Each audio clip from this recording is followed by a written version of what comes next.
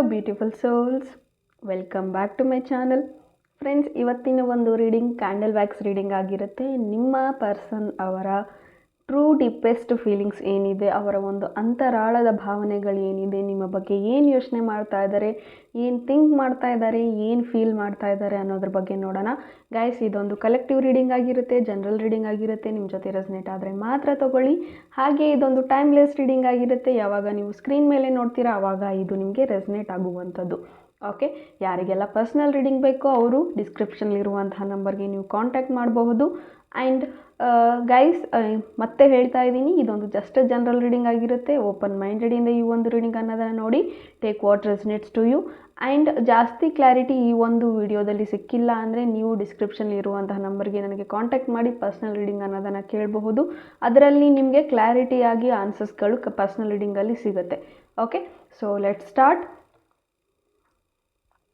So ನಿಮ್ಮ partner ಅವರ current energies ಏನಿದೆ, ಕರೆಂಟ್ ಫೀಲಿಂಗ್ಸ್ ಏನಿದೆ, ಅವ್ರು ಏನು ಥಿಂಕ್ ಮಾಡ್ತಾ ಇದ್ದಾರೆ ಕರೆಂಟ್ಲಿ ಅಂತ ನೋಡೋಣ. ಓಕೆ, ಸೊ ಫ್ಲೇಮನ್ನು 3 ಬಾರಿ ನೋಡಿ, ಅದನ್ನೇ ಡೀಪಾಗಿ ಅಬ್ಸರ್ವ್ ಮಾಡ್ತಾ ನೀವು ಹೇಳಿ. ನಿಮ್ಮ ಪರ್ಸನ್ ಅವರ ಹೆಸರನ್ನು 3 ಬಾರಿ ಮನಸ್ಸಲ್ಲಿ ಇಟ್ಕೊಳ್ಳಿ. ಸೊ ದಟ್ ಅವರ ಎನರ್ಜಿ ನಿಮಗೆ ಸಿಗುತ್ತೆ, ನಿಮಗೆ ಅಕ್ಯುರೇಟಾಗಿ ರೀಡಿಂಗ್ ಅನ್ನೋದು ಸಿಗುತ್ತೆ. ಓಕೆ,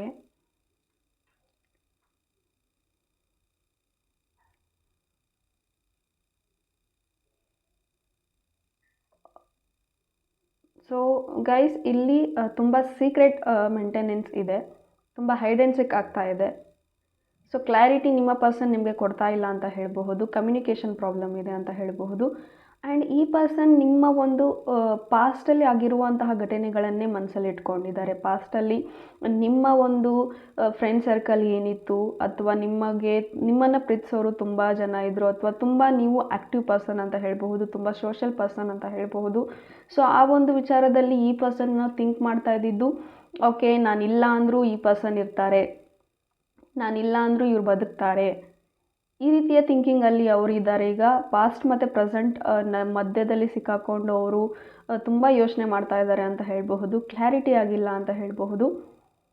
ಆ್ಯಂಡ್ ತುಂಬ ಕ್ವಶನ್ಸ್, ಈ ಒಂದು ಪ್ರಶ್ನೆಗಳಿದೆ ಇವ್ರಿಗೆ ಮನಸ್ಸಲ್ಲಿ, ತುಂಬ ಪ್ರಶ್ನೆಗಳಿದೆ. ಯಾಕೆ ಹಾಗಾಯಿತು, ಯಾಕೆ ಈ ಥರ ಆಯಿತು, ಎಷ್ಟೊಂದು ಪ್ರಶ್ನೆಗಳಿಗೆ ಉತ್ತರ ಇಲ್ಲ. ಆ್ಯಂಡ್ ಎಷ್ಟೊಂದು ಪ್ರಶ್ನೆಗಳನ್ನ ಕೇಳಬೇಕು ಅಂದ್ಕೊಂಡ್ರು ಅವರು ಧೈರ್ಯದಿಂದ ಕೇಳ್ಕೊಳ್ತಾ ಇಲ್ಲ. ಆ್ಯಂಡ್ ಇವನ್ ವ್ಯಾಕ್ಸ್ ಕೂಡ ತುಂಬಾ ಬೇಗ ಬೀಳ್ತಾ ಇಲ್ಲ, ಸ್ಟಕ್ ಆಗ್ತಾ ಇದೆ, ಸ್ಟಕ್ ಎನರ್ಜಿ ಇದೆ. ತುಂಬ ಸ್ಟಕ್ ಆಗಿದ್ದಾರೆ ನಿಮ್ಮ ಪರ್ಸನ್. ಯಾವ ಕೆಲಸದಲ್ಲೂ ಇಂಟ್ರೆಸ್ಟ್ ತೋರಿಸ್ತಾ ಇಲ್ಲ ಅಂತ ಹೇಳಬಹುದು. ಅವ್ರ ಕೆಲಸದಲ್ಲಿ ಎಲ್ಲವೂ ಅಡೆತಡೆಗಳು ಬರ್ತಾ ಇದೆ ಅಂತ ಹೇಳ್ಬೋದು. ಜಸ್ಟ್ ಬಿಕಾಸ್ ಅವರ ಮೈಂಡ್ಸೆಟ್ ಸರಿ ಇಲ್ಲ ಅಂತ ಹೇಳಬಹುದು. ತುಂಬ ಓವರ್ ಥಿಂಕಿಂಗ್ ಮಾಡ್ತಾ ಇದ್ದಾರೆ ಅಂತ ಹೇಳಬಹುದು. ಅದೇ ಪಾಸ್ಟಲ್ಲಿ ಏನಾಗಿದೆ ನಿಮ್ಮ ಇಬ್ಬರ ರಿಲೇಷನ್ಶಿಪ್ಪಲ್ಲಿ, ಅದ್ರ ಬಗ್ಗೆ ತುಂಬ ಥಿಂಕ್ ಮಾಡ್ತಾ ಇದ್ದಾರೆ. ಆ್ಯಂಡ್ ಮೋಸ್ಟ್ ಥಿಂಗ್ ದಟ್ ನೀವು ತುಂಬ ಫ್ರೆಂಡ್ಸ್ ಜೊತೆ ಹ್ಯಾಂಗ್ ಔಟ್ ಮಾಡ್ತಾ ಇರ್ಬೋದು, ಅಥವಾ ಮಾತಾಡ್ತಿರ್ಬೋದು. ತುಂಬ ಫ್ರೆಂಡ್ಲಿ ನೇಚರ್, ನಿಮ್ಮ ಒಂದು ಫ್ರೆಂಡ್ಲಿ ನೇಚರ್ ಈ ಪರ್ಸನ್ಗೆ ಇಷ್ಟ ಆಗದೆ ಇರಬಹುದು. ಅದಕ್ಕೋಸ್ಕರ ಅವರು ಓಕೆ ನಾನು ಇಂಪಾರ್ಟೆಂಟ್ ಅಲ್ಲ, ಬೇರೆದವರಿಗೆ ಇವ್ರಿಗೆ ಇಂಪಾರ್ಟೆಂಟು, ಈ ರೀತಿಯ ವಿಚಾರಗಳನ್ನು ಅವರು ಥಿಂಕ್ ಮಾಡಿ ನಿಮ್ಮಿಂದ ದೂರ ಆಗಿರುವಂತಹ ಕಾರಣಗಳು ಒಂದಾದರೆ, ಬಟ್ ಪರಿಸ್ಥಿತಿಗೆ ಸಿಕ್ಕು ಬಿದ್ದು ನೀವು ಹೋಗಿರ್ತೀರ. ಓಕೆ, ಪರಿಸ್ಥಿತಿ ನಿಮ್ಮನ್ನು ಹೋಗೋ ಥರ ಮಾಡಿರುತ್ತೆ. ನಿಮಗೆ ಬೇಕು ಅಂತ ಹೋಗ್ತಿರಲ್ಲ, ಬಟ್ ಎಲ್ಲೇ ಹೋದ್ರೂ, ಯಾರ ಜೊತೆನೇ ಇದ್ರೂ ನೀವು ಎಷ್ಟು ಪ್ರಿಯಾರಿಟಿ ಕೊಡಬೇಕು ಈ ಪರ್ಸನ್ಗೆ ಅಷ್ಟು ಪ್ರಿಯಾರಿಟಿ ನೀವು ಕೊಟ್ಟಿದ್ದೀರಾ ಅಂತ ಹೇಳ್ಬಹುದು. ಬಟ್ ಅದನ್ನು ಈಗೀಗ ಅವರು ರಿಯಲೈಸ್ ಮಾಡ್ಕೊಳ್ತಾ ಇದ್ದಾರೆ ಅಂತ ಹೇಳ್ಬೋದು. ಇತ್ತೀಚೆಗೆ ಅವರು ಅದ್ರ ಬಗ್ಗೆ ಯೋಚನೆ ಮಾಡ್ತಾ ಇದ್ದಾರೆ ಅಂತ ಹೇಳಬಹುದು. ಬಟ್ ಸ್ಟಿಲ್ ಈ ಪರ್ಸನ್ ಬಗ್ಗೆ ನಿಮಗೆ ತುಂಬ ಫೀಲಿಂಗ್ಸ್ ಇದೆ. ಈಗಲೂ ಕೂಡ ಅವ್ರ ಬಗ್ಗೆನೇ ಫೀಲಿಂಗ್ಸ್ ಇದೆ. ವಿತೌಟ್ ರೀಸನ್, ಯಾಕೆ ಯಾವುದೇ ಒಂದು ಕಾರಣ ಹೇಳದೇ ಅವ್ರು ನನ್ನ ಬಿಟ್ಟು ಹೋಗಿದ್ದಾರಲ್ಲ ಯಾಕೆ ಅಂತ ನಿಮಗೆ ಪ್ರಶ್ನೆ ಮೂಡ್ತಾ ಇದೆ. ಇಲ್ಲಿ ನನಗೆ ಎಫ್ ಲೆಟರ್ ಕಾಣಿಸ್ತಾ ಇದೆ, ಇ ಲೆಟರ್ ಕಾಣಿಸ್ತಾ ಇದೆ, ಎನ್ ಲೆಟರ್ ಕಾಣಿಸ್ತಾ ಇದೆ. ಸೊ ಮೋಸ್ಟ್ಲಿ ಇವೆಲ್ಲ ಇನಿಷಿಯಲ್ಸ್. ನಿಮ್ಮ ಪರ್ಸನ್ ಅವರ ನೇಮ್ ಆಗಿರ್ಬೋದು, ಅಥವಾ ಈ ಇನಿಷಿಯಲಲ್ಲಿ ನೀವು ಪ್ರೆಸೆನ್ಸ್ ಇರ್ಬೋದು. ಆ್ಯಂಡ್ ಈ ಒಂದು ಇದರಲ್ಲಿ ನಿಮ್ಮ ಒಂದು ಪರ್ಸನ್ ಒಂದು ಸ್ಪೋರ್ಟ್ಸ್ ಇದರಲ್ಲಿ ಜಾಸ್ತಿ ಆ್ಯಕ್ಟಿವ್ ಇದ್ದಾರೆ ಅಂತ ಹೇಳಬಹುದು. ಸ್ಪೋರ್ಟ್ಸ್ ಮ್ಯಾನ್ ಆಗಿರಬಹುದು. ಸೊ ಆ ಎನರ್ಜಿ ನನಗೆ ಸಿಗ್ತಾ ಇದೆ. ಅಥವಾ ನಿಮಗೇನೆ ಸ್ಪೋರ್ಟ್ಸಲ್ಲಿ ತುಂಬ ಆಸಕ್ತಿ ಇರಬಹುದು, ಅಥವಾ ಸ್ಪೋರ್ಟ್ಸ್ ಆಡೋ ವಿಚಾರದಲ್ಲಿ ತುಂಬ ಫ್ರೆಂಡ್ ಸರ್ಕಲ್ ನಿಮಗೆ ಇರೋ ಒಂದು ಕಾರಣಕ್ಕೋಸ್ಕರ ನಿಮ್ಮ ಪಾರ್ಟ್ನರ್ ಮಿಸ್ಅಂಡರ್ಸ್ಟ್ಯಾಂಡಿಂಗ್ ಮಾಡ್ಕೊಂಡಿರುವಂಥದ್ದಿದೆ. ಆ್ಯಂಡ್ ಕೆಲವರ ಒಂದು ಪರಿಸ್ಥಿತಿ ಯಾವ ರೀತಿ ಇದೆ ಅಂದರೆ ಟ್ರಯಾಂಗಲ್ ಲವ್ ಸ್ಟೋರಿನೂ ಕಾಣಿಸ್ತಾ ಇದೆ ಗೈಸ್ ಇಲ್ಲಿ ನನಗೆ. ನೀವೊಬ್ಬರನ್ನ ಇಷ್ಟಪಟ್ಟಿದ್ದೀರಾ, ನಿಮ್ಮನ್ನೇ ಇನ್ನೊಬ್ರು ಇಷ್ಟಪಡ್ತಾರೆ, ಅವರನ್ನು ಮತ್ತೆ ಇನ್ನೊಬ್ರು ಇಷ್ಟಪಡ್ತಾರೆ. ಈ ಥರದ್ದೊಂದು ಟ್ರಯಾಂಗಲ್ ಸಿಚುವೇಶನ್ಸ್ ಬರ್ತಾ ಇದೆ ಅಂತ ಹೇಳಬಹುದು. ಬಟ್ ಎಷ್ಟೊಂದು ಜನ ನಿಮಗೆ ಪ್ರಪೋಸಲ್ಸ್ ಬಂದ್ರೂ, ಎಷ್ಟೊಂದು ಜನ ನಿಮ್ಮನ್ನ ಇಷ್ಟಪಡ್ತೀನಿ ಅಂದ್ರೂ, but still you are waiting for this person ಅಂತಲೇ ಹೇಳಬಹುದು. ಈ ಒಂದು ಸ್ಪೆಸಿಫಿಕ್ ಪರ್ಸನ್ಗೋಸ್ಕರನೇ ನೀವು ಕಾಯ್ತಾ ಇದ್ದೀರಾ ಅಂತ ಹೇಳಬಹುದು.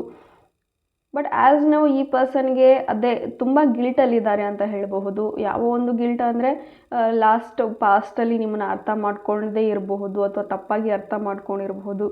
ಆ ರೀತಿ ಕೆಲವೊಂದು ಫೂಲಿಶ್ ಆಗಿ ರಿಯಾಕ್ಟ್ ಮಾಡಿರುವಂಥದ್ದು ಇರಬಹುದು. ರೆಸ್ಪಾಂಡ್ ಮಾಡಿರೋದಕ್ಕಿಂತ ಅರ್ಥ ಮಾಡ್ಕೊಂಡಿರೋದಕ್ಕಿಂತ ಜಾಸ್ತಿ ಫೂಲಿಶ್ ಆಗಿ ಯೋಚನೆ ಮಾಡಿರಬಹುದು, ರಿಯಾಕ್ಟ್ ಆಗಿರ್ಬೋದು. ಅದನ್ನೇ ಅವ್ರು ಯೋಚನೆ ಮಾಡ್ತಾ ತುಂಬಾ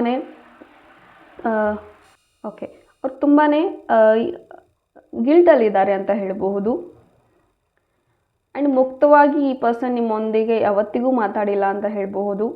ತುಂಬ ಸೈಲೆಂಟ್ ಆಗಿರ್ತಿದ್ರು, ಯಾವುದನ್ನು ವ್ಯಕ್ತಪಡಿಸ್ತಾ ಇರಲಿಲ್ಲ, ನೀವೇ ತುಂಬ ಅರ್ಥ ಮಾಡ್ಕೊಳ್ತಾ ಇದ್ರಿ. And sometimes you feel very irritated ಅಂತ ಹೇಳಬಹುದು. ಅವರ ಒಂದು ಸೈಲೆನ್ಸ್ ನಿಮ್ಮನ್ನ ತುಂಬ ಇರಿಟೇಟ್ ಮಾಡ್ತಾ ಇತ್ತು ಅಂತ ಹೇಳಬಹುದು. ಆ್ಯಂಡ್ ಇಲ್ಲಿ ಕೆಲವರಿಗೆ ಬಟರ್ಫ್ಲೈಸ್ ತುಂಬ ಕಾಣಿಸ್ತಾ ಇದೆ ಅಂತ ಹೇಳಬಹುದು. ಆ್ಯಂಡ್ ಆ್ಯಕ್ಷನ್ ತಗೊಳ್ಳಿ ಅಂತ ಬರ್ತಾ ಇದೆ, ಟೇಕ್ ಸಮ್ ಆ್ಯಕ್ಷನ್ಸ್ ಅಂತ ಹೇಳಬಹುದು. ಬೆಟರ್ ಈ ಪರ್ಸನ್ ಜೊತೆಗೆ ನೀವು ಮೀಟಾಗಿ ಮಾತಾಡಿ ಕ್ಲಾರಿಟಿ ತೊಗೊಂಡು, ಈ ಒಂದು ರಿಲೇಷನ್ಶಿಪ್ಪಲ್ಲಿ ವೇಟ್ ಮಾಡಬೇಕಾ ಬೇಡವಾ ಅಂತ ಕ್ಲಾರಿಟಿ ತೊಗೊಂಡು ನೆಕ್ಸ್ಟ್ ಸ್ಟೆಪ್ಗಳನ್ನು ಇಡಿ ಅಂತ ಹೇಳಬಹುದು. ಲೈಕ್ ಮೆಸೇಜ್ ನಿಮಗೆ ಆ ಥರ ಬರ್ತಾ ಇದೆ, ಜಸ್ಟ್ ಟೇಕ್ ಆ್ಯಕ್ಷನ್ಸ್ ಅಂತ ಬರ್ತಾ ಇದೆ.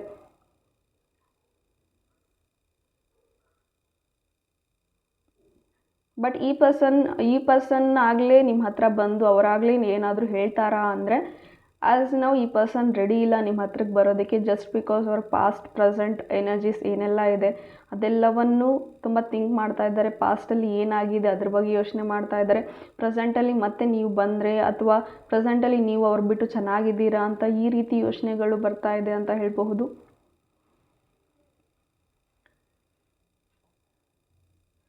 ಆ್ಯಂಡ್ ಗೈಸ್, ಇಲ್ಲಿ ಕೆಲವ್ರಿಗೆ ತುಂಬ ದೃಷ್ಟಿಯಾಗುವಂಥದ್ದಿದೆ. ಸೊ ಆದಷ್ಟು ಸ್ನಾನ ಮಾಡೋ ಟೈಮಲ್ಲಿ ಸ್ವಲ್ಪ ಉಪ್ಪನ್ನು ಬೆರೆಸ್ಕೊಂಡು ಸ್ನಾನ ಮಾಡಿ, ಸೊ ದಟ್ ನಿಮ್ಮ ಮೇಲೆ ಇರುವಂತಹ ಎವಿಲ್ ಐಸ್ ಏನಿದೆ, ದೃಷ್ಟಿಗಳೇನಿದೆ ಅದು ಸ್ವಲ್ಪ ಕಮ್ಮಿ ಆಗುತ್ತೆ ಅಂತ ಹೇಳಬಹುದು. ಸ್ವಲ್ಪ ಆಚೆ ಹೋಗಿ ಬಂದರೆ ಸಾಕು, ಇಲ್ಲಿ ನೀವು ತುಂಬ ಟಯರ್ಡ್ ಫೀಲ್ ಆಗ್ತೀರಾ, ತುಂಬ ಬೇಗ ದೃಷ್ಟಿ ಆಗಿಬಿಡುತ್ತೆ ನಿಮಗೆ. ಸೊ ಅದಕ್ಕೋಸ್ಕರ ನೀವು ಉಪ್ಪು ನೀರಲ್ಲಿ ಸ್ನಾನ ಮಾಡುವಂಥದ್ದು ರೂಢಿ ಮಾಡಿಕೊಳ್ಳಿ ವೀಕ್ಲಿ ಒನ್ಸ್.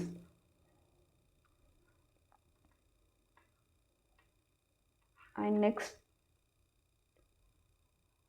ಆ್ಯಸ್ ನಾವು ನಿಮ್ಮ ಪ್ರಶ್ನೆ ಏನಾದರೂ ಮತ್ತೆ ಕಮ್ಯುನಿಕೇಟ್ ಆಗ್ಬೋದಾ, ಮತ್ತೆ ಎಲ್ಲ ಸರಿ ಹೋಗ್ಬೋದಾ ಅಂದರೆ, ನಿಮ್ಮ ಕಡೆಯಿಂದನೇ ಏನಾದರೂ ಆ್ಯಕ್ಷನ್ಗಳು ಬರಬೇಕು. ಆ ಕಡೆಯಿಂದ ಯಾವುದೇ ರೀತಿ ಆ್ಯಕ್ಷನ್ಸ್ ಬರ್ತಾ ಇಲ್ಲ. ಬಿಕಾಸ್ ಈ ಪರ್ಸನ್ ತುಂಬ ಸ್ಟಕ್ ಆಗಿದ್ದಾರೆ, ತುಂಬ ವೇಟ್ ಮಾಡ್ತಾ ಇದ್ದಾರೆ. ದಟ್ ಯಾವುದಕ್ಕೂ ಕ್ಲಾರಿಟಿ ಸಿಗದೇ ಏನು ಮಾಡಬೇಕು ಅಂತಲೂ ಗೊತ್ತಾಗ್ತಾ ಇಲ್ಲ. ಆ್ಯಕ್ಚುಲಿ ಅವ್ರ ಲೈಫಲ್ಲಿ ಏನು ನಡೀತಾ ಇದೆ ಅನ್ನೋದ್ರ ಬಗ್ಗೆನೂ ಅವರಿಗೆ ಯೋಚನೆ ಇಲ್ಲ ಅಂತ ಹೇಳಬಹುದು. ಜಸ್ಟ್ ಇರಬೇಕು, ನಡಿಬೇಕು ಈ ರೀತಿ ಯೋಚನೆ ಇದೆ.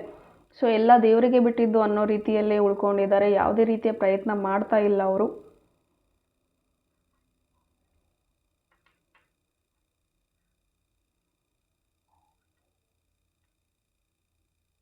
ಆ್ಯಂಡ್ ನನಗೆ ಇಲ್ಲಿ ಕಾಣಿಸ್ತಾ ಇರೋದು, ನೀವು ತುಂಬ ವೇಟ್ ಮಾಡ್ತಾ ಇದ್ದೀರಾ, ನೀವು ತುಂಬ ಮ್ಯಾನಿಫೆಸ್ಟೇಷನ್ಸ್ ಮಾಡ್ತಾ ಇದ್ದೀರಾ, ತುಂಬ ರಿಚುವಲ್ಸ್ ಮಾಡ್ತಾ ಇದ್ದೀರಾ ಅಂತ ಬರ್ತಾ ಇದೆ. ತುಂಬ ಟೆಕ್ನಿಕ್ಸ್ನ ಟ್ರೈ ಮಾಡ್ತಾ ಇದ್ದೀರಾ, ಅವರೇ ಬೇಕು ಅಂತಲೂ ವೇಟ್ ಮಾಡ್ತಾ ಇದ್ದೀರಾ. ಆಗಲೇ ಹೇಳಿದಾಗಲೇ take some actions and talk to this person ಅಂತ ಹೇಳ್ತೀನಿ. ಬಿಕಾಸ್ ಜಾಸ್ತಿ ವೇಟ್ ಮಾಡಿದ್ರೆ ವೆದರ್ ಅವ್ರು ಮೂವ್ ಆನ್ ಆಗಿದ್ದಾರೆ ಇಲ್ವಾ ಅನ್ನೋ ಕ್ಲಾರಿಟಿ ನಿಮಗೂ ಬೇಕಾಗುತ್ತೆ. ಬಿಕಾಸ್ ಈ ಪರ್ಸನ್ಗೆ ಯಾವುದೇ ರೀತಿಲೂ ಮಾಡೋದಕ್ಕೆ ಇವ್ರಿಗೆ ಕ್ಲಾರಿಟಿ ಇಲ್ಲ. ಬೆಟರ್ ನೀವು ತೊಗೊಂಡು ನಿಮ್ಮ ಲೈಫಲ್ಲಿ ಕ್ಲಾರಿಟಿ ತೊಗೊಂಡು ನೆಕ್ಸ್ಟ್ ಆ್ಯಕ್ಷನ್ಸ್ಗಳನ್ನು ನೀವು ತೊಗೊಳ್ಳಿ. ಆ್ಯಂಡ್ ಅದು ನಿಮ್ಮ ಫ್ಯೂಚರ್ಗೆ ಹೆಲ್ಪ್ಫುಲ್ ಆಗುತ್ತೆ ಅಂತ ಹೇಳಬಹುದು.